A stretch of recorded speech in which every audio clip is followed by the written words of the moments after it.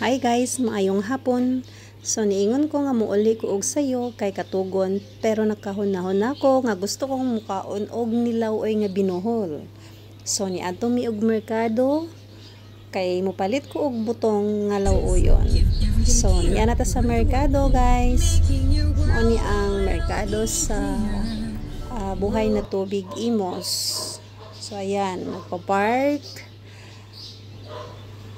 ang akong driver na best lover. So pasulod na ta sa merkado. Ayan siya, ang butungan. Kuya, pabili ng buko. So nasi kuya, gipangitaan ko niya og humukon kay ingon siya nga wala daw ang humok na gahion na daw na. So makakita siya.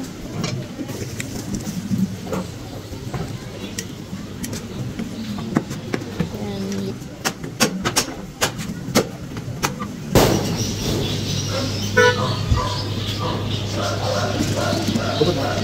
Akong gipalain ang sabaw kay lamin na siya imnon.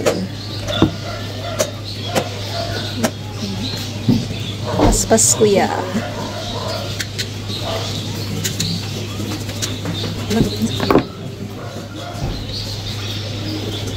Kuskus, murag gahion na ang butong. Pero madapa na siya guys. Pwede pa na law-oyon. Nakakaon na ba mo guys og nilaw-oy nga butong? Sagulan og kamunggay or alugbate?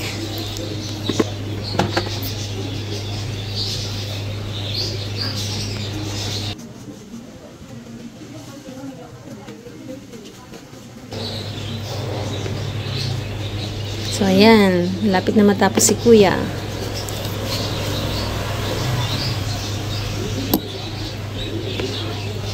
Ipalit po ko og saging kay magluto mig adobo.